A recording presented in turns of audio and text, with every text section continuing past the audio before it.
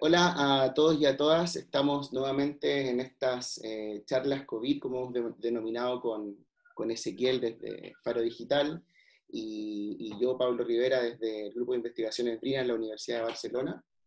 Hoy tenemos un espacio de diálogo muy interesante, transoceánico, ¿no? Estamos desde Chile con la doctora Carla Fardela, doctora en Psicología Social de la Universidad Andrés Bello, y estamos con la doctora Cristina Alonso, coordinadora del doctorado en Educación y Social de la Universidad de Barcelona y profesora del Departamento de Didáctica y Organización Educativa. Ambas nos van a dar un poco su experiencia en estos días, ya casi un mes que llevamos confinados y confinadas en nuestros espacios del hogar, donde estamos tratando de hacer coincidir nuestra propia vida cotidiana con nuestro entorno en la propia casa, pero también con nuestros deberes profesionales. Y también hacerlo en el marco de que ellas dos son expertas, especialistas en el campo de la educación, de las tecnologías digitales, las relaciones laborales, y conocer su opinión, ¿no? No solo su opinión a nivel especialista, sino como ellas mismas han estado viviendo este confinamiento, ¿no? Que siempre resulta muy interesante escucharla a las dos. Así que nada más, presento a Cristina, a Carla. Muchas gracias por aceptar nuestra invitación a las dos, y bueno, súper dispuesto a escuchar vuestra opinión. Muchas gracias, Cristina. ¿Qué tal? ¿Cómo te ha ido? Bueno, pues ¿Cómo va el aquí estamos. confinamiento? Aquí estamos. Tú decías, Pablo, en la presentación que hacía ya aproximadamente un mes, hoy día 14, hace un mes que se cerraron las escuelas. Recuerdo que el 13 de marzo, bueno, todos nos fuimos del despacho de la facultad pensando volver al día siguiente. Y bueno, una declaración televisiva del presidente de la Generalitat, pues bueno, ya anunció que se cerraban universidades y escuelas. Y yo lo primero que pensé es que me acababan de regalar una pequeña planta para el despacho, digo el nombre, Raquel Miño, que ha venido a ocupar, a compartir despacho conmigo, y compró 2 plantitas iguales. Y entonces pensé, bueno, es igual, nos confinan, pero la planta vivirá, porque esto no va a ir para muy largo. Y bueno, la planta debe estar ya más que muerta, ¿no? ¿Cómo lo estoy viviendo? Pues yo me imagino que como la mayoría de habitantes de la Tierra, ¿no? Con muchísima extrañeza, con muchísima ambivalencia. Por ejemplo, yo pensaba, bueno, mira, qué bien, tendrás tiempo, aunque trabajes, evidentemente, pero tendrás tiempo para hacer muchísimas otras cosas, leer aquellas lecturas que siempre quedan pendientes. Pues de todo eso os juro que absolutamente nada. Yo me puedo alargar mucho ahí en lo personal, porque además, bueno, yo estoy viviendo un momento duro. Estoy viviendo 2 duelos, el duelo de la muerte de mi madre hace nada, un mes o mes y medio, y el duelo también bueno, pues de una separación muy. Entonces, bueno, pues desde verte con la psicóloga por primera vez vía videoconferencia, yo estoy haciendo unas sesiones con una psicóloga con la cual aún no la conozco personalmente. Nos hemos visto única y exclusivamente por la pantalla. A las 8:30 de la mañana, porque es uno de los momentos que después me gustaría hablar de ello. Es uno de los momentos en los que, bueno, dentro del confinamiento hay más confinamiento, porque bueno, mis hijas, yo tengo gemelas, mis hijas aún están durmiendo, y entonces, bueno, porque también la privacidad dentro del confinamiento es un tema que me gustaría abordar, ¿no? Sobre todo cuando estás pasando por momentos bueno, pues que hay cosas que tampoco consideras oportuno compartirlo con otras personas. Los pisos, las casas tienen unas dimensiones, las puertas no siempre cierran bien. Y bueno, lo dejo ahí porque luego puedo seguir largo y tendido. Y lo que sí que, bueno, me gustaría, para mí, yo siempre digo que Cristina es una, Cristina es la Cristina profesional, la Cristina madre, la Cristina hija, la Cristina ex mujer, ya ex esposa. A mí me resulta tremendamente difícil separar los aspectos puramente profesionales y académicos de los personales. Entonces, ahí irá saliendo todo. Muchas gracias. Gracias. Sin duda vamos a conocer. Carla, cuéntanos. Bueno, no sé si partir de cero. Hay cosas que me gustaría enganchar con Cristina. Lo primero que a mí me viene como de cómo ha sido mi vida, aquí no le decimos confinamiento, le decimos cuarentena. En cuarentena, como si existiera la palabra, Cristina, no me rete, son las palabras latinizadas, como acrisolada, como que, ¿sabes lo que siento? Como que mi vida se volvió un crisol y de repente tiraron todo adentro. Entonces, los límites que duramente habíamos construido, como de llevarlo, yo y Felipe tenemos 2 niños pequeños, uno de 5 años recién cumplido y uno de 1 año. Bueno, Pablo está en la misma situación, entonces uno va trabajando la separación los primeros años.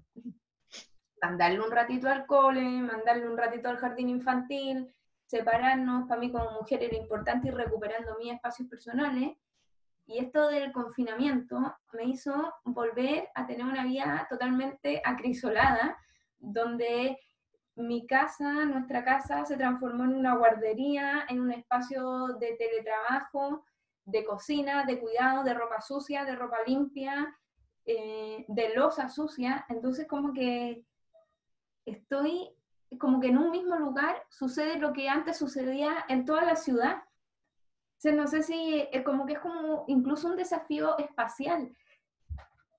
Y ahí lo conecto un poco con la privacidad. Como que la cuarentena hubiera o pusiera en tensión lo privado y lo público. Sí. Y eso lo veo también en otro ámbito, o también me sucede en otro ámbito, que es como lo privado y lo público, por ejemplo, en el trabajo. Hasta ahora teníamos el trabajo como una actividad del espacio público, pero el teletrabajo hace llevar el trabajo al espacio privado. Y es súper interesante lo que nos pasa con eso, porque de repente uno está trabajando con la escena de la vida privada atrás. Sí, ahí Carla, te interrumpo para repreguntarte y también abrirle el diálogo a Cris. Escuchaba el otro día una entrevista que hiciste para la televisión chilena hablando de teletrabajo y hacías mucho hincapié en la palabra intensificación, ¿no? Cómo se intensifica todo, y me parece que también es algo que mencionó Cris antes, ¿no? Parecía como que era un espacio, un momento de la vida en donde íbamos a poder acceder a los libros pendientes que teníamos, a corregir tesis o trabajos que teníamos por ahí juntados, ¿no? Y de repente todo no se puede al mismo tiempo. Pero quería hacerte esa pregunta, o más bien que desarrolles un poquito más para los que no te escucharon este fenómeno de intensificación que estamos viviendo, me parece que la gran mayoría de las personas. Gracias por la pregunta. Es que, ¿sabes lo que yo encuentro curiosísimo? Es que como que ni confinada tengo tiempo. Y no se les hace como insólito. O sea, ¿por qué pensamos que en un momento de cuarentena íbamos a tener tiempo? O sea, ¿qué imaginarios estaban actuando ahí cuando pensamos que si nos encerrábamos en nuestra casa íbamos a tener tiempo? ¿Y por qué aún encerrados en nuestras casas no tenemos tiempo? Como, yo no tengo la respuesta, pero me queda esa duda ahí. Entonces, bueno, una reflexión posible desde donde desenmarañar un poquito este nudo es que esta experiencia de acrisolamiento, como lo inventé hace segundo, es también derivado de una experiencia de intensificación, que es lo que me da el pase ahí. claro, las tecnologías de alguna manera permiten que en una hora de trabajo podamos hacer muchas más cosas de lo que hacemos en una hora de trabajo sin tecnología, ¿ya? Las tecnologías evitan los desplazamientos físicos, evitan los desplazamientos también entre oficinas, que es lo que usualmente uno hace en el trabajo, y en una sola pantalla tenemos todos los recursos disponibles para trabajar. O incluso también en estos aparatitos, ¿cierto? Entonces, en una hora de trabajo, nosotros respondemos WhatsApp, mandamos correo, estamos trabajando en un texto, estamos leyendo otro, estamos escuchando música o estamos escuchando un audio de alguna entrevista, y eso hace que las tareas se condensen en una unidad de tiempo, y eso nos predispone a nosotros como sujetos de una manera distinta. Entonces, los ritmos naturales se aceleran, y las pausas que teníamos antes, que tenían que ver con el movimiento o los tiempos de traslado, además los tiempos de espera, porque eso también se han desaparecido, ¿cierto? Yo ya no espero un año que me llegue la carta de respuesta de una revista, me llega a los 3 días por correo. No espero incluso ya un correo, espero una respuesta de WhatsApp respecto de un trabajo que estoy esperando. Entonces, ya ni los traslados ni las esperas funcionan en el espacio de trabajo. Y dentro de todo también, Cris, es como que tenemos una sensación, ¿no? de que en el fondo este tránsito, que es un concepto que tú usas mucho, ¿no? Los tránsitos de nuestra propia experiencia. Yo, basándome en ese mismo concepto que tú muchas veces has trabajado, creo que, adhiriéndome a lo que dice Carla, esto personalmente, con los 2 niños aquí en la casa, con un duelo que también me ha tocado vivir a nivel personal, que claro, evidentemente marca, bueno, a nivel familiar, evidentemente marca todo este nuevo tránsito, no sabría ni cómo definirlo, a pesar de que, como dice Carla, tengo las tecnologías, podemos dialogar, podemos hablar, pero claro, hemos tenido, no solo yo, ¿no? Hace mucho, construir un nuevo ritmo laboral, pese a que tenemos las tecnologías digitales. Tú que siempre las has investigado desde que iniciaste tu trayectoria, ¿no? Parece que nos hicieron, como en función de lo que dice Carla, parece que nos hicieron una trampa, ¿no? Al final las tecnologías, para llegar a este momento de confinamiento, nos juegan un poco, al parecer, en contra con lo mismo que tú mencionabas, ¿no? Privacidad, espacio para una misma, momento de desconexión total, confinado, parece que se hace más difícil, ¿no crees? Sí, me ha gustado mucho lo de la trampa, porque yo creo que, a ver, nos están... Yo lo que comentaba antes Carla, ¿no? Es decir, ¿qué es lo que me está pasando a mí? Vale, partimos de que yo tenía una idea inicial que iba a tener muchísimo tiempo para hacer muchísimas cosas, ¿de acuerdo? Pero ¿por qué lo que me programo hacer cada mañana o cada tarde o un día u otro no fluye, no sale? Yo creo que ahí tenemos un problema de hábitos, es decir, yo no estoy habituada a pasar las 24 horas del día en mi casa. Estoy habituada a no trabajar en un periodo vacacional. Por ejemplo, hice un gran esfuerzo durante las vacaciones de Semana Santa en pensar que eran vacaciones. Pero claro, sí, eran vacaciones mezcladas con trabajo. Yo creo que no olvidaremos jamás estas vacaciones y esperemos que las vacaciones de verano pues las podamos vivir de otra manera, ¿no? Pero, y después yo creo que, yo no sé vosotros, pero yo he tenido que afrontar situaciones profesionales, me refiero ahora, profesionales y académicas, que nunca me pude imaginar y que me están costando muchísimo trabajo. Es decir, por ejemplo,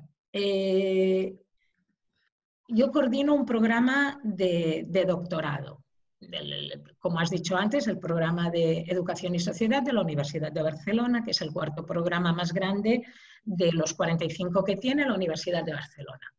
Cuando yo cogí o acepté el cargo de coordinadora del programa, jamás de los jamases, me pude imaginar que yo pasaría tantísimas horas como he dedicado y sigo dedicando, porque se ha convertido en el foco central de mi actividad profesional, pues recibimos un mensaje del director de la escuela que te dicen que cuántos estudiantes tienes de doctorado fuera de España o fuera de Cataluña, que les pases un listado de quiénes son, dónde están, que te pongas en contacto con ellos, porque van junto con el ministerio, con la ECI, no sé con qué más organismos y instituciones, hay que repatriarlos y hay que preguntarles si realmente quieren continuar en los lugares donde estaban haciendo sus estancias para obtener la mención internacional de doctorado. Pues bueno, pues ya me veis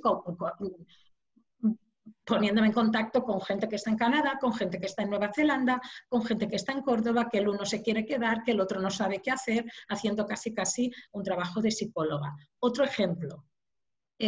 Nosotros tenemos una normativa de doctorado en la cual están contempladas la lectura online de tesis. Pero claro, está contemplada en una normativa en la cual, por ejemplo, únicamente uno de los miembros puede estar fuera, o sea, puede estar en una situación no presencial. Pero claro, ahora mismo nos encontramos con becarios que acaban su tercer año, su tercera anualidad de beca, y si leen la tesis, tienen opción a que el ministerio les pague una beca postdoctoral. De acuerdo, tenemos una persona que esta persona ya ha depositado su tesis, ha pasado por todas las comisiones y ahora nos encontramos que no nos dejan que lea la tesis hasta a partir del 20 de noviembre, porque la Universidad de Barcelona está trabajando juntamente con servicios jurídicos porque no es tan fácil como lo que estamos haciendo nosotros ahora. Hay un momento en el que el tribunal tiene que deliberar. Entonces, bueno, han creado un protocolo que estoy absolutamente sorprendida de la complejidad del protocolo. Yo no sé, pero hay que abrir 2 sesiones. Una, quien quiera participar como público en la sesión tiene que pedir con 48 horas de antelación el permiso. Imaginaros, toda la familia del doctorando pidiendo permisos para poder ver por tele. Bueno, es alucinante. No sé, la intensidad es tremenda, tremenda, tremenda. Y todo eso mezclado con, yo creo que hay algo que Carla lo apuntaba, y ya paro, que lo apuntaba Carla, y es que, claro, la inmediatez y las grandes posibilidades que nos dan estas tecnologías, pero al mismo tiempo no puedes dejar de pensar que se ha acabado la lavadora o que tienes que, pues eso, tender la ropa o que llama alguien a la puerta. Claro, yo si estoy en mi despacho en la universidad, me olvido de las lavadoras, tengo un orden un orden y unos momentos y unos tiempos, ¿no? O, por ejemplo, como las cocinas, en mi casa la cocina se ha convertido en el centro neurálgico de la casa. O sea, aquí, yo no sé en vuestros países, pero aquí lo primero que se ha acabado, bueno, primero fue el papel higiénico, que esto yo creo que habría mucha tinta porque parece ser que no ha sido un problema en España, sino escuchaba el otro día en la radio que en Australia, cuando empezaron a decretar confinamiento y cuarentena, también lo primero que se acabó fue el papel higiénico. Entonces no creo que haya muchos puntos de enlace entre los españoles y los australianos. Pero lo próximo ha sido la harina y la levadura, porque todo el mundo está haciendo pasteles y todo Dios anda por ahí haciendo comidas que nunca has hecho, mis hijas mismas. La cervecita aquí en España también se ha ido, la cerveza, las patatas, los vermut, todo el vermut. Sí. Ahí estamos todos los días haciendo vermut, de verdad. Es la gestión de la diaria laboral que teníamos siempre, llevado a lo cotidiano, la gestión diaria de eso, confinados y con tecnologías, o sea, de manera virtual, sumada a la gestión del nuevo caos, porque todos nos estamos adaptando, entonces muchas veces tenemos que atajar los problemas o los conflictos que podamos llegar a tener, que quizás en la diaria pre-confinamiento no lo teníamos. y pareciera ser, metafóricamente hablando, una metáfora futbolística, que la única pelota que tenemos, el balón, es la tecnología digital. Ahí, Carla, me dan ganas de tener tiempo como para agarrar la sociedad disciplinaria de Foucault, ¿no? Porque es como un escenario súper ideal que fue pensado hace muchísimos años, ¿no? Sí, pero yo tengo mis reparos con estas miradas más disciplinarias. O sea, a mí me gusta Foucault, pero me gusta mucho más un escritor que se llama Michel de Certeau, no sé si lo conocen, si lo han escuchado, y a mí ese me encanta, porque, bueno, no, ¿te puedo responder por la idea de Michel de Certeau? Por supuesto. Claro. Entonces, lo que a mí me gusta de él es que de alguna manera le responde a Foucault: tú has estudiado siempre el poder, pero desde los dispositivos de poder, y la resistencia también siempre la has estudiado desde los dispositivos de poder. Es lo que le responde de Certeau a Foucault en los años 80.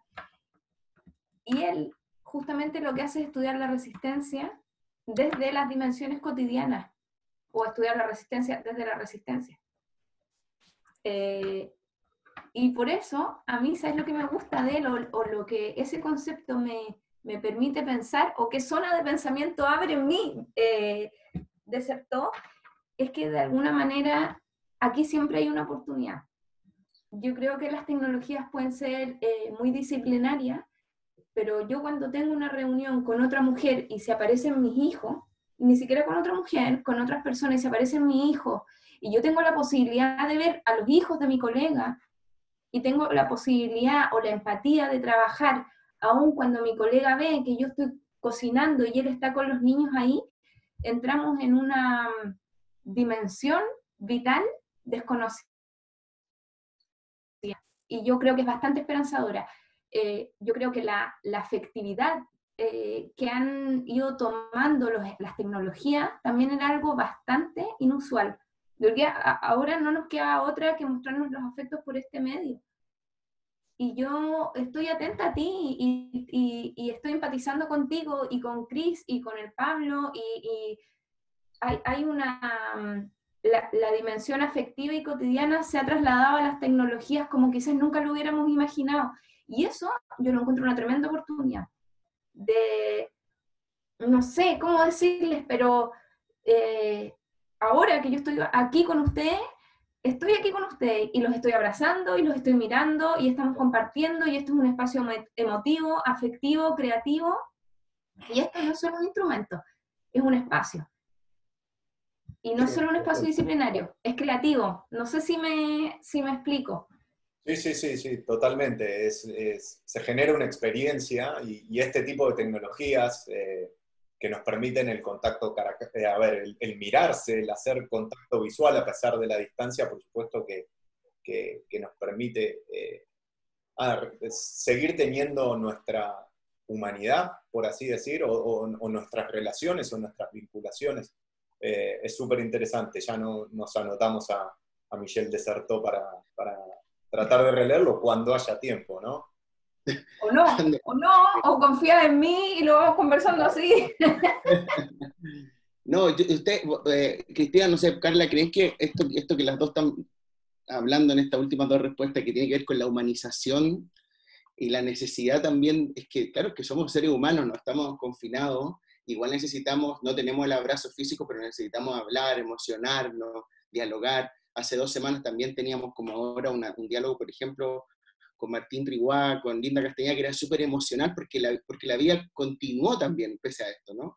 ¿Creen que esto pueda trasladarse cuando el confinamiento se acabe en nuestras propias relaciones? ¿Crees, Cristina, que es un tema, disculpa la referencia que hago permanentemente a tu trabajo, pero es un tema que tú has trabajado siempre, ¿no? El hecho de humanizar las tecnologías digitales, que no sean solo un instrumento, sino sean un medio para conseguir algo.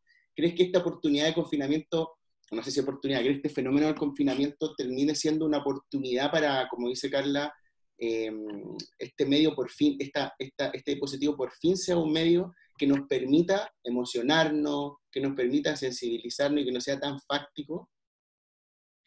Hombre, Yo creo que sí, porque todos estamos viviendo este tipo a ver, por ejemplo, lo que os he dicho antes de la psicóloga. O sea, ¿quién me iba a decir a mí que yo iba a tener una primera entrevista con una persona que no he visto en mi vida y están funcionando a la perfección? Es decir, a veces me pregunto, cuando acabo la sesión, que es una sesión semanal, entonces me pregunto, bueno, ¿qué plus, en el caso de esta mujer, además una mujer alegre, yo creo que hemos hecho una buena conexión, o sea, ¿qué plus tendría la presencialidad en este caso?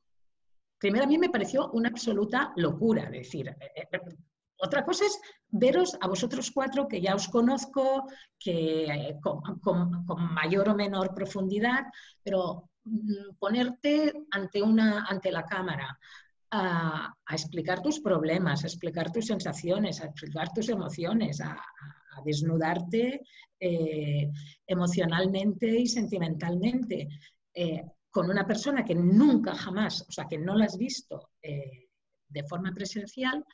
Pero si queréis que os diga la verdad, pues el día que nos conozcamos, porque me imagino que llegará un día que nos podremos ver personalmente, sí, nos daremos un beso o un abrazo, pero no lo sé, no lo sé. Y a mí, yo creo que tanto en los medios como bueno, en las lecturas, sí, los medios de cualquier tipo, se está hablando mucho del post, ¿no? De qué pasará después cuando acabe este confinamiento, cuando hago cuarentena. Yo creo que es pronto aún para plantearnos esta pregunta, porque a mí me parece que nos queda aún mucho camino por andar en el confinamiento y en la cuarentena. Entonces, es una pregunta, para mí tiene muchísima... El otro día me planteaba, claro, el tema, cuando escuchaba, porque escuché el conversatorio, lo he dicho bien, sí, el conversatorio entre Martín y Linda, ¿no? Y en algún momento, o en bastantes momentos, salió el tema de la educación primaria, la educación obligatoria. Claro, yo me planteo, aquí en Cataluña, en este momento, el Departamento de Enseñanza está haciendo una serie de dotaciones para aquellos estudiantes que no pueden, estudiantes de primaria, sobre todo de primaria, que no pueden y no tienen medios para conectarse y poder seguir, entre comillas, pues las clases, ¿no? Pero yo pensaba en el profesorado, en aquel profesorado que puede ser más reticente a la utilización de estos medios y que encima de eso, o sea, a pesar de ello, tiene que improvisar, porque el tema de la improvisación a mí me parece que lo hemos trabajado, que se está hablando poco de la improvisación en esta situación. Este profesor, una cosa es que a ti te digan que tienes que preparar una clase online a distancia y tú tienes tiempo para buscar materiales, pero aquel profesorado más reticente, quizás de una determinada franja de edad o no, incluso el otro día lo pensaba, digo, es que claro, es posible que en lugar de ganarlo lo vayamos a perder. No sé si me estáis siguiendo. Que lo vayamos a perder en el sentido de que se ha tenido que enfrentar a unos entornos de enseñanza y aprendizaje mediados por tecnologías, pero de forma como el que lo tira a la piscina, ¿no? De forma absolutamente ni preparada, ni meditada, ni reflexionada, ni querida. Entonces, claro que ese tanto por ciento de profesorado será menor, pero me parece que es un tema interesante también a tener en cuenta, ¿no? Sí, como cuando lo de las políticas públicas de inclusión digital con aquellos profes que de un día para otro les ponen la pizarra, les ponen todo, algo así, ¿no? Sí, yo retomo esto que decís de la improvisación. y le sumo el hecho que no me acuerdo si lo conversamos con Linda y con Martín o fue en otra de las charlas, que hablábamos de la reproducción de las desigualdades en este momento de confinamiento y cómo afectaba la educación. Digo, para la educación primaria, que era lo que estábamos hablando, bueno, los niños iban a la escuela, niños y niñas iban a la escuela y era un espacio en donde, bueno, podían dedicarse a aprender. Hoy quizás esos niños están siendo obligados a asistir a clases en sus casas y quizás muchas veces con el mismo dispositivo que comparten con sus hermanos o con sus padres o con su madre. Y esto, a ver, no hubo tiempo de planificarlo, fue totalmente improvisado. Y a su vez, si hubiésemos podido planificarlo, ¿cómo hacemos con las personas que no tienen los mismos recursos o los recursos necesarios como para poder tener una instancia que sea proclive al aprendizaje, ¿no? No estamos hablando de pasar tiempo o entretenernos, estamos hablando de generar las instancias para poder aprender, ¿no? Y muy breve, pero es que no solo es un tema de recursos. O sea, de acuerdo, los departamentos de enseñanza pueden dotar con esos recursos, pero más allá del recurso, aquí, por gente que conozco, pues la educación a distancia que se está haciendo, las clases a distancia, se están limitando en muchos casos a poner tareas a los estudiantes que, bueno, pues que depende de la formación de las familias de esos estudiantes, pues les podrán echar una mano, les podrán ayudar o no. Es decir, ahí falta la figura del maestro que sí, que está, que se conecta, pero que no es lo mismo, no es lo mismo. O sea, que ya no, hay que ir más allá del recurso, o sea, no lo sé, es tremendo. Y después aquí se une otro factor que decía Carla, bueno, que habían diferentes niveles o diferentes, según las regiones, diferentes estados de confinamiento, de cuarentena. Pero claro, ¿qué pasa? Aquí hay familias en las que los padres, las madres, tienen que trabajar en sectores que sí o sí hay que trabajar, y ¿con quién dejan a esos niños? Porque no los pueden dejar con los abuelos, porque los niños y las niñas parece ser, transmisores del virus, ¿no? Justamente las personas más vulnerables, las personas mayores, son las que tienen que estar solas. No sé, yo creo que la improvisación, y quizás esa improvisación es la que nos está llevando, a lo mejor como tenemos que estar dando respuestas a situaciones continuamente imprevistas, eso es lo que hace que sintamos que estamos trabajando mucho más y que no rendimos lo que pensábamos que íbamos a rendir. Porque yo creo que las situaciones, yo cada mañana me levanto con una situación nueva. No sé, el otro día pues era el cumpleaños de mis hijas. Y yo no pude comprar nada, pero ya no es comprar, sino decir, bueno, ¿y cómo vamos a celebrar el cumpleaños? Pues aquí las tres, ya me dirás tú, el gran cumpleaños. Mi hermana se conectó, montó todo un tinglado con un pastel que entonces lo apagaron desde el otro lado, pero... Claro, Carla. Bueno, mira, yo estaba pensando como... frente a la pregunta de qué pasará después de todo esto, que es como la pregunta de arranque, como que yo todavía no logro, me pasa lo mismo que Cris, no logro ver el después. O sea, ¿cómo va a ser ese después? Como que todavía, incluso les confieso que hay partes de mí que dice si es que va a existir un después. Ya, como que se me pasa como el cuento así como del Julio Cortázar, de la carretera, la autopista al sur, que se arma como un taco gigante, que la gente se pasa como días en el taco, como qué va a ser ese día.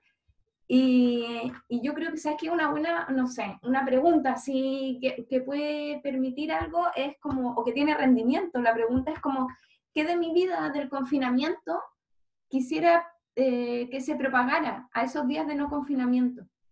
¿Qué hemos estado construyendo en la intimidad de la casa que luego yo no quiero soltar? O no voy a querer soltar o quiero preservar. Y ahí, ¿saben qué? ¿Qué me respondo yo a mí misma? Como creo que el cuidado el cuidado en todos sus sentidos, el cuidado de la ropa, de la comida, de la casa, de los hijos, de mí, de mi cuerpo, ha adquirido un protagonismo en estos días o en este mes que yo lo tenía olvidado. Y, o no sé, o a lo mejor no olvidado, pero no valorizado. ¿Y sabes qué me pasa con esto de no poder salir a comprar, o con esto de no salir a producir, o con esto de la no eficiencia de mi tiempo? Es que también yo a veces me pregunto qué se contrapone o qué se contrarresta a un modelo neoliberal tan a saco como el que tenemos en Chile. ¿Cuál es el contrapunto a un modelo tan voraz y tan frenético como al que nos lleva el modelo neoliberal? Yo creo que es justo el cuidado, porque es la preservación de lo que ya hay, frente a un modelo que es voraz con todo lo que hay, porque necesitamos pasar a la etapa siguiente. Si hay un contrapunto al modelo neoliberal, creo que para mí ha sido el cuidado de regar mis plantas, de los niños, de la ropa, la comida, de mí,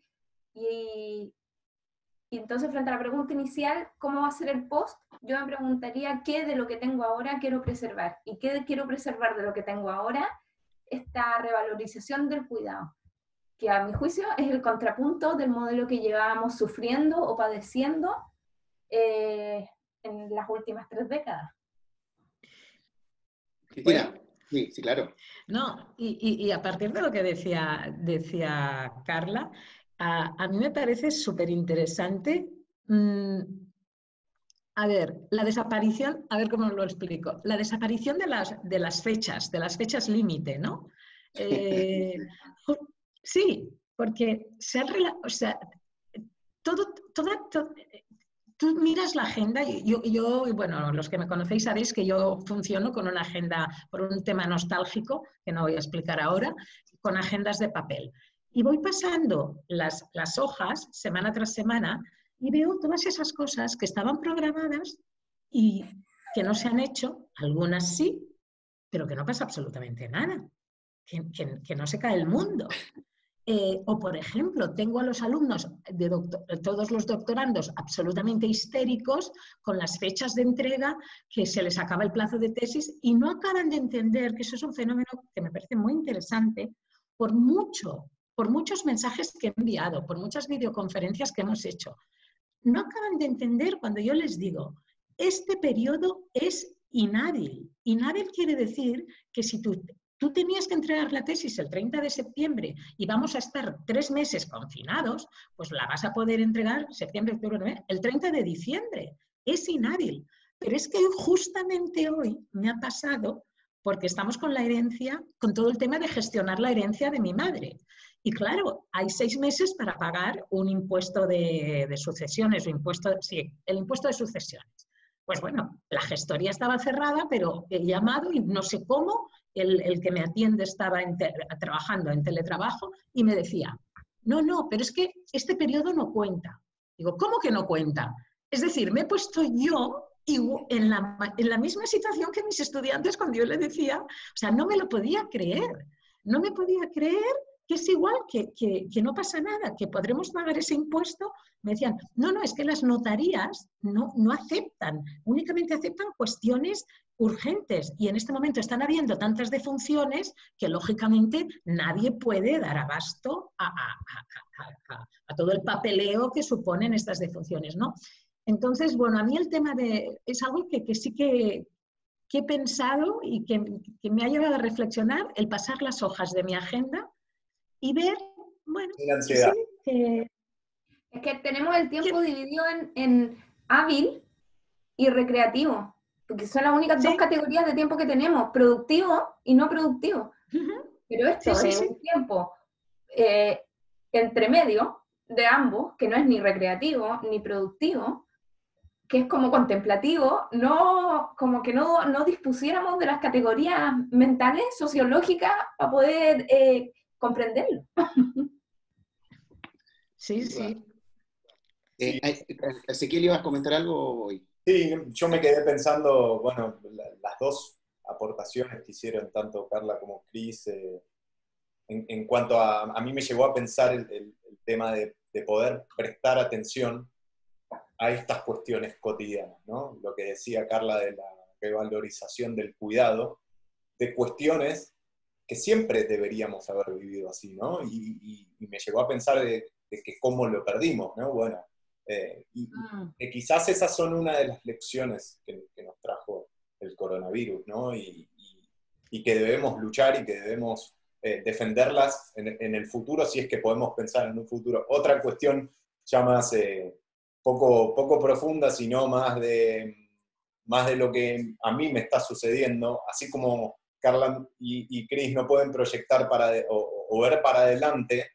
¿No les pasa de lo que me está sucediendo a mí, que yo veo una película o una serie y miro escenas de la vida cotidiana y lo primero que pregunto es, ¿se acuerdan cuando podíamos salir a la calle? ¿Se acuerdan cuando íbamos a un bar? ¿Se acuerdan cuando hacíamos tal cosa? Como si hiciese 5 años que no podemos salir de nuestra casa. Hay como una disrupción del tiempo como nunca, me parece, ¿no? Muy total, muy...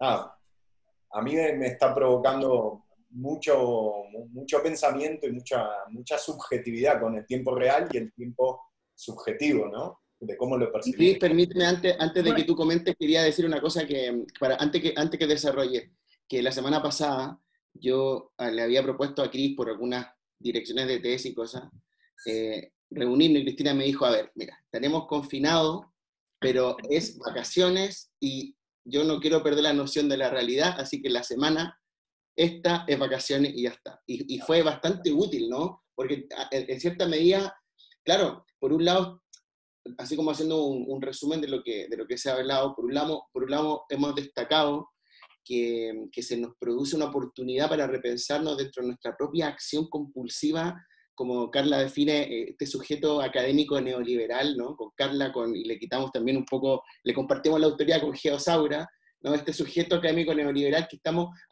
produciendo cosas. Yo veo a la Cris todo el día en su despacho, pagando incendios, que los chilenos con el doctorado, que los argentinos, que no sé qué. Y de pronto tenemos esta oportunidad de revalorizarnos y cuidarnos. O sea, por un lado, vemos que estábamos en una hiperproductividad que a lo mejor las tecnologías dentro del propio confinamiento nos podían jugar en contra, porque estamos disponibles para todo. Lo hemos conversado, no sé si fue Cristóbal Cobo que dijo la semana pasada, que es primera vez que cuando quieres hablar con alguien que lleva intentando hacer una reunión hace 4 meses, te dice, sí, llámame mañana a las 10 que estoy en casa, porque está confinado, ¿no? Es una oportunidad por un lado. Entonces, dime, perdón. No. Bueno, decir que a las reuniones, montes la reunión que montes, asiste todo el mundo. Nunca había... todo el mundo. Y es súper sencillo montar una reunión, porque todo el mundo está disponible. Es difícil excusarse, ¿no? No. O tienes coronavirus o puedes. O sea, es una de dos. Y en relación a lo que comentaba antes Ezequiel, también es muy curioso el hecho de descubrir pequeños espacios, por ejemplo. Yo creo que mis hijas no habían subido jamás al el terrado comunitario del edificio. Yo creo que no habían subido, bueno, sí, subieron a los 4 años porque allí recuerdo que hicimos una fiesta de cumpleaños y ahora tienen 22. Pues bueno, tanto ellas como otras chicas del segundo, que tampoco habían subido en la vida, porque yo vivo debajo del terrado. Entonces, hemos descubierto ese terrado comunitario y yo he descubierto un pequeño balcón, pero es tan pequeño, pero es el balcón en el que me da el sol a primera hora de la mañana y salgo con una silla súper chiquitina y en relación al cuidado que decía Carla, me he propuesto, porque además tengo la vitamina D muy baja, que es la del sol y la del calcio y no sé qué más, me he propuesto estar entre 15 minutos sentada, pero sentada, sin libro ni nada, con la cara así, 15 minutitos tomando el sol. En la cara, o sea, os podéis imaginar, ¿no? Pero forma parte de esos espacios y bueno, y también hay quien dice que en las familias últimamente la gente se mata por bajar a tirar la basura y a reciclar. Que se pelean por a ver quién es el que baja a tirar la basura, porque todo el mundo quiere bajar.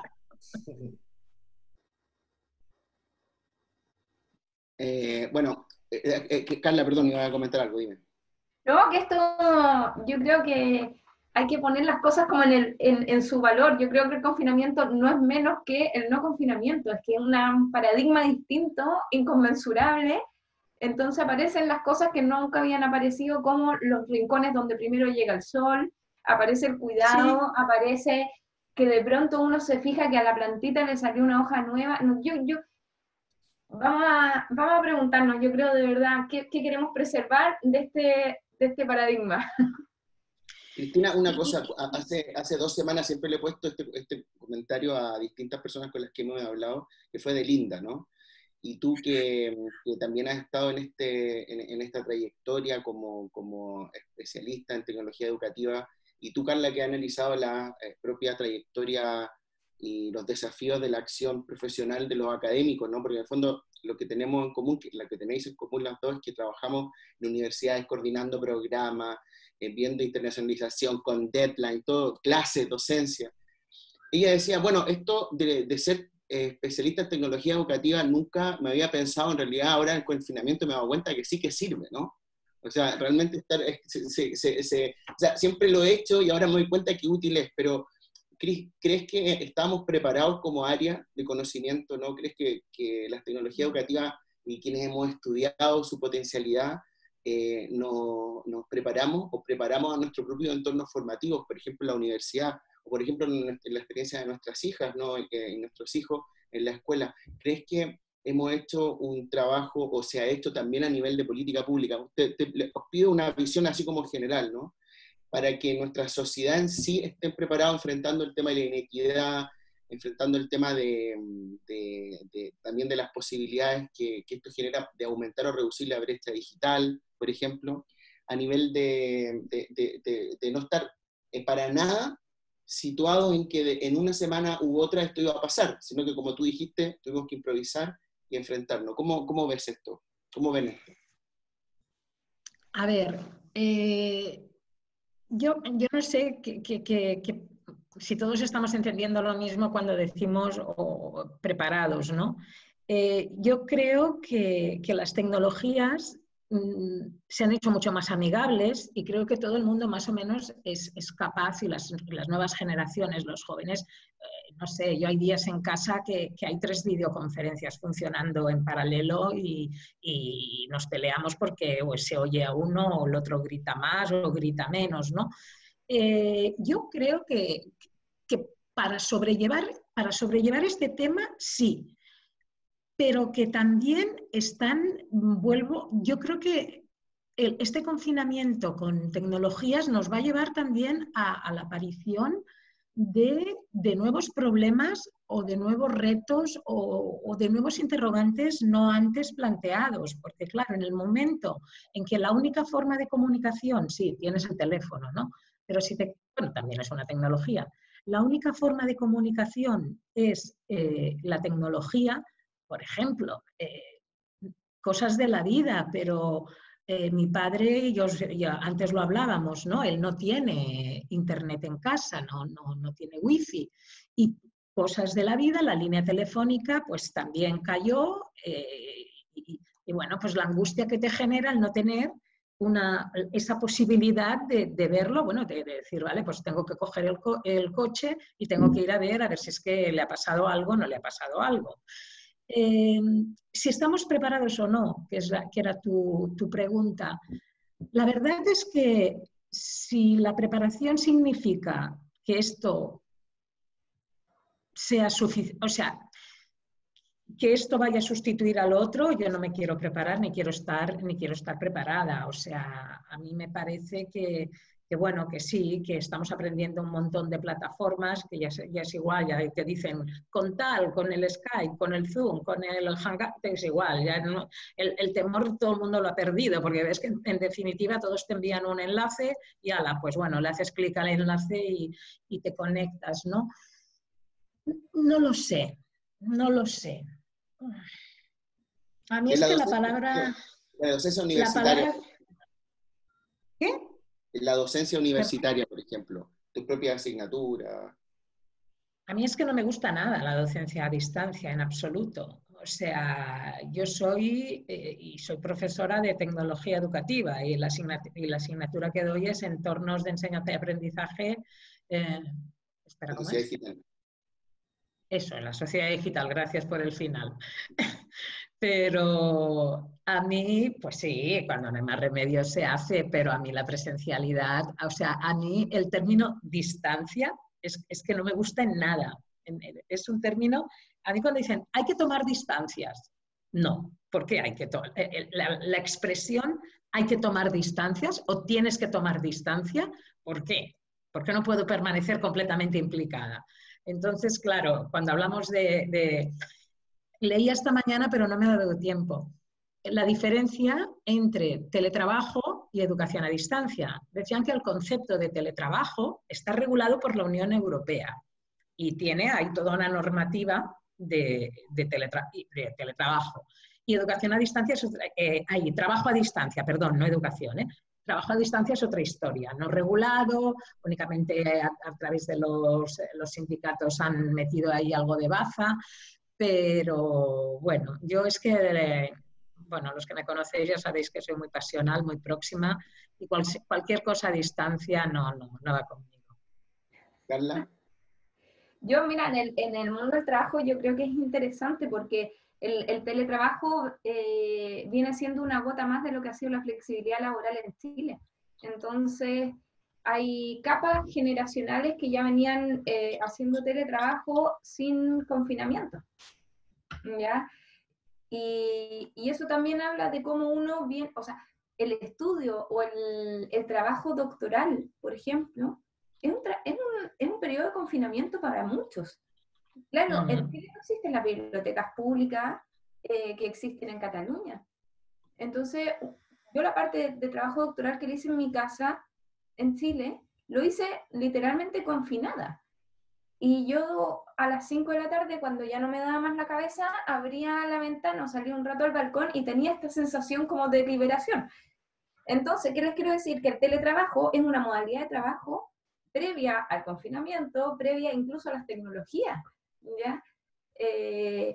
La idea de que el trabajo se hace en el espacio público es una idea muy androcéntrica, además, porque las mujeres le han surcido las poleras y las camisas a los soldados encerrados en sus casas desde hace 500 años. Y eso también es teletrabajo, ¿ya? Entonces, estábamos preparados en algunos aspectos y en otros, claro, no. Lo que sí yo creo que es una reflexión interesante que no podemos abandonar es pensar que las tecnologías no son un instrumento o sea, estas formas de trabajar y estas formas de enseñar y estas formas de aprender tienen un efecto performativo, como dirían algunos pensadores. O sea, yo creo que te cambian tu subjetividad, te ponen retos a la afectividad. El trabajo o el teletrabajo, la actividad laboral no puede ser la misma que la que uno hace en la oficina.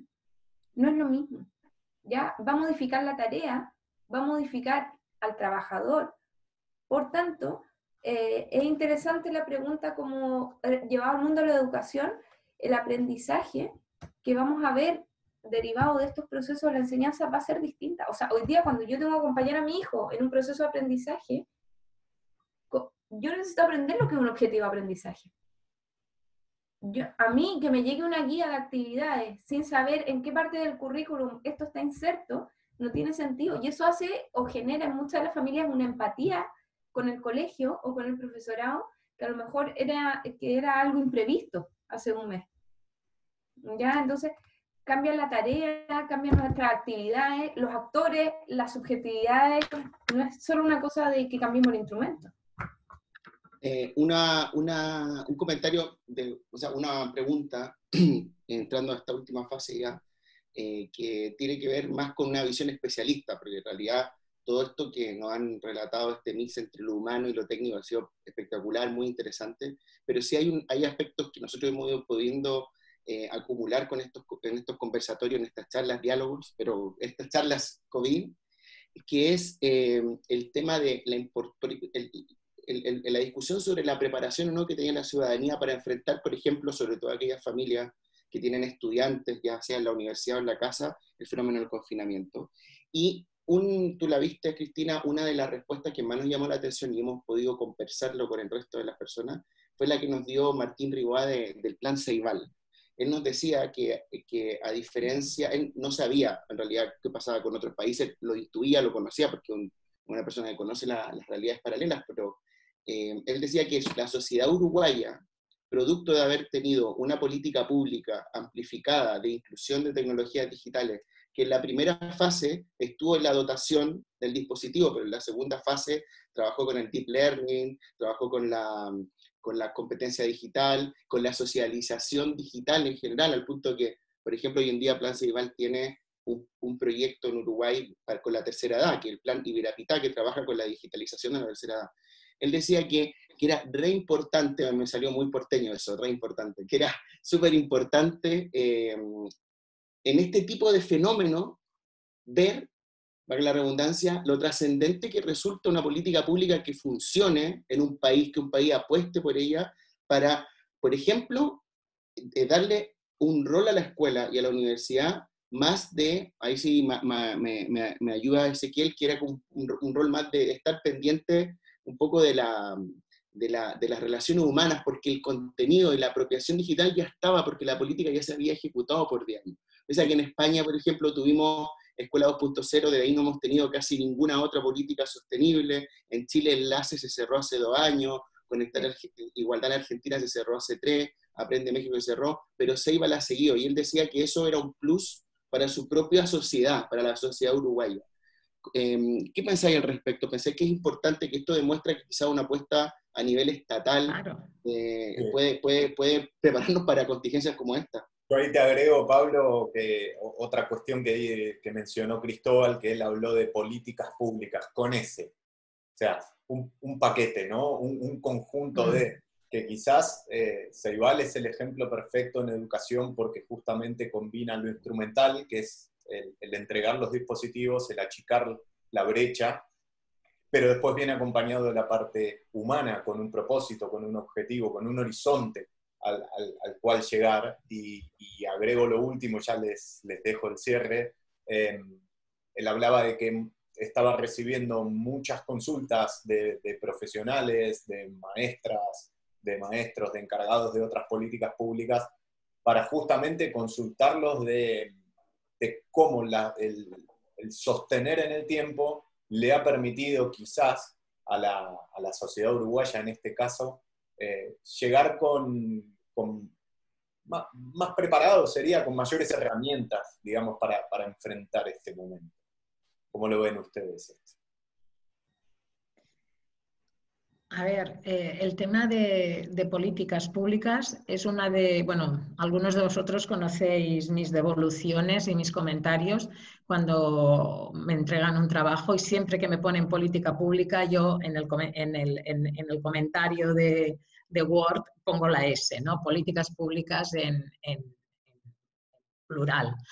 Y bueno, uno de los grandes problemas, bueno, yo he estudiado bastante a fondo todo el tema de las políticas públicas relacionadas con la introducción y la apropiación de las tecnologías digitales desde mediados de los 80 hasta el momento actual.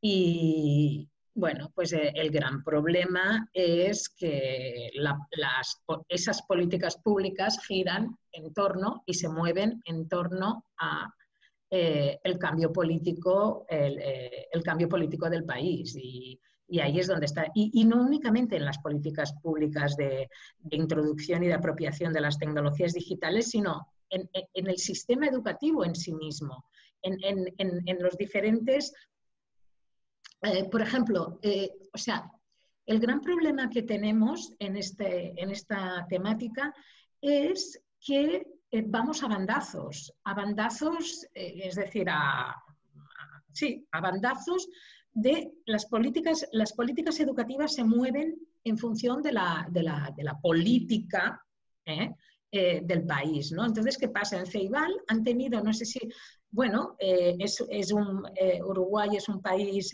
pequeño, y han sabido mantener unas políticas en las que han creído, han apostado, y ha habido una continuidad. Y el tema es la discontinuidad. cualquier tipo de discontinuidad te lleva a que te tienes que adaptar de nuevo a una nueva realidad, no sé, y ahí está el gran problema, ¿no? Yo creo que es bueno, que cada gobierno de turno tiene que poner su sello y tiene que crear su nuevo plan de introducción. Primero fue de la informática en la educación y ahora pues llámale como quieras, ¿no? Del móvil y de la última tecnología que haya. Y bueno, y ahí yo veo que ahí está el gran problema, en la falta de continuidad, la falta de equilibrio, la falta de... Bueno, Carla, ahí lo dejo. Yo me quedaba pensando cuáles eran nuestras posibilidades de estar preparados y creo que esto es uno de los ámbitos de educación a los que ha sido tema dentro de las políticas públicas. Mal, bien, habría que preguntarse si es que hay alguna política pública educativa que sea eficiente, que funcione, que finalmente cumpla con lo que esperaba, que tenga un output que estaba previamente diseñado. Entonces, creo que la tecnología en el mundo educativo ha sido tema, ¿ya? ¿Cuáles eran nuestras posibilidades de estar realmente preparados? No lo sé. No, creo que no teníamos posibilidades, honestamente, de estar preparados para lo que está pasando, ¿ya? Pero... Sí, y lo pienso en Chile, o sea, en Chile las políticas en torno a estos temas son precarias, son totalmente precarias, discontinuas. Creo que también que acusan mucha ignorancia muchas veces, ¿ya? Me pregunto, ¿qué hace la gente cuando no tiene políticas públicas que le favorezcan? ¿Se las arregla Está igual? solo. Está solo, se las arregla igual y cuenta con el vecino, cuenta con las redes que tiene. Y yo, claro, a lo mejor tengo un pensamiento oposicionista, pero yo, por ejemplo, me pregunto, cuando no tenemos políticas públicas que nos favorezcan, igual está el bottom-up. O sea, igual tenés al vecino, igual tienes a alguien que te enseña, y yo miraría eso, esas prácticas cotidianas que igual nos hacen salir a flote. Porque creo que el rol de una buena política pública es coordinar las partes implicadas, más que direccionar aquello que hay que hacer, o sea, poner en valor lo que las partes manifiestan. No sé si se entiende, coordinar el valor, o sea, el valor que puede tener una autoridad en este minuto es coordinar las sabidurías locales, por decirlo de alguna manera. Interesante. Cris, antes de cerrar, te iba a decir algo, ¿no? Sí, no, yo lo que iba a decir es que también otro de los grandes problemas que yo siempre he visto en el estudio de estas políticas públicas y que llevan a los gobiernos a crear su propio plan de introducción de las tecnologías es que la tecnología vende y que es mucho más fácil depositar la esperanza en las tecnologías que no en las personas. Es decir, si por muchas dotaciones que tú puedes dotar con miles de millones de euros o de lo que sea a los centros educativos, pero siempre resulta mucho más caro y mucho más dotar con recursos humanos. Es decir, las dotaciones de infraestructuras, si no hay unas dotaciones en recursos humanos y si no hay cambios organizativos, porque yo siempre considero que el gran problema es que no nos atrevemos a hacer un cambio organizativo de arriba a abajo, es decir, romper con las asignaturas, o sea, las tecnologías nos permiten entrar en la falsa idea de que ya estamos al día, de que ya somos modernos, de que somos muy buenos porque hemos dotado con infraestructuras y con medios a los centros educativos y además el problema es que son muy visibles también, que la tarea del día a día de un buen profesor no es algo que se visibiliza tan fácilmente, ¿no? Entonces, bueno, yo creo que no conseguimos concebir a las tecnologías digitales como un material escolar más, como puede ser un bolígrafo o como puede ser una libreta o como puede ser una pizarra. Es decir, el día que consigamos que esas tecnologías